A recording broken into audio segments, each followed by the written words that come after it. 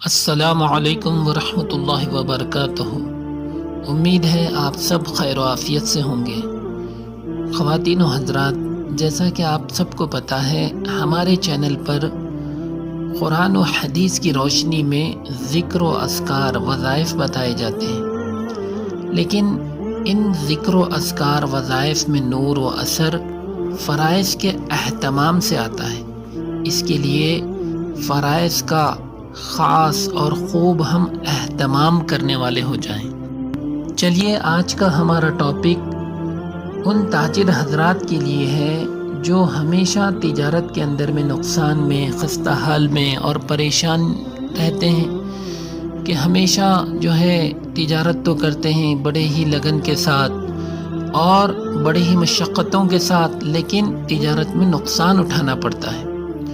کہ اسی طرح سے ایک صحابی رضی اللہ عنہ جو کہ حضور اکرم صلی اللہ علیہ وسلم کے پاس آئے، اور ان کا نام یہ تھا کہ حضرت جبیل ابن مطعم رضی اللہ عنہ، جب بھی جاتے تجارتی سفر میں تو وہاں سے واپس آتے بڑے خستہ حال میں، تجارت میں نفع نہ ہوتا، نقصان ہوتا۔ عرض کیا، یا رسول اللہ، میں جب بھی جاتا ہوں تجارتی سفر میں مجھے نقصان ہو جاتا ہے۔ آپ صلی اللہ علیہ وسلم نے فرمایا، اے جبیل، کیا ہم تمہیں ایسی دعا نہ سکھلا دیں، ایسی آیت تمہیں نہ سکھلا دیں کہ اگر تم انہیں اس ترتیب سے پڑھو تو تم اپنے تمام تجارت کے ساتھیوں میں سب سے زیادہ نفع کے ساتھ سب سے زیادہ مال لے کر واپس آؤ؟ عرض کیا، ہاں ضرور فرمائیں۔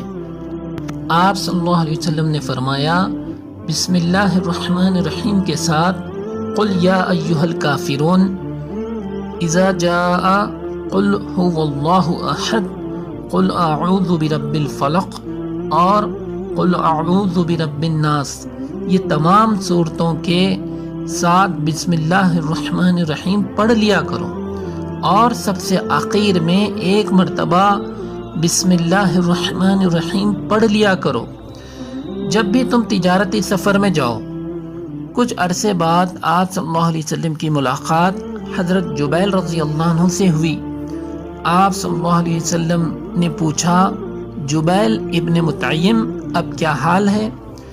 حضرت جبیل رضی اللہ عنہ نے عرض کیا، جب سے میں نے اسے شروع کیا میں اپنے تمام ساتھیوں میں سب سے زیادہ نفع لے کر واپس لوٹا ہوں۔ ہم بھی اپنی تجارت پر یا دکان پر، کاروبار پر جانے سے پہلے ان اعمال کو کر لیں تو انشاءاللہ ہمارے مال میں برکت و ترقی کا سبب بنے گا۔ اللہ ہم سب کو عمل کی توفیق عطا فرمائے۔ اور جو لوگ ہمارے چینل پر نئے آئے ہیں، ہمارے چینل کو سبسکرائب کریں، اور ویڈیو پسند آئے تو لائک کریں، شیئر کریں، کمنٹس کریں، تاکہ ہماری حوصلہ افزائی ہوتی رہے۔ ملتے ہیں پھر آئندہ کی ویڈیو میں، تب تک کے لیے اجازت دیجیے۔ السلام علیکم ورحمۃ اللہ وبرکاتہ۔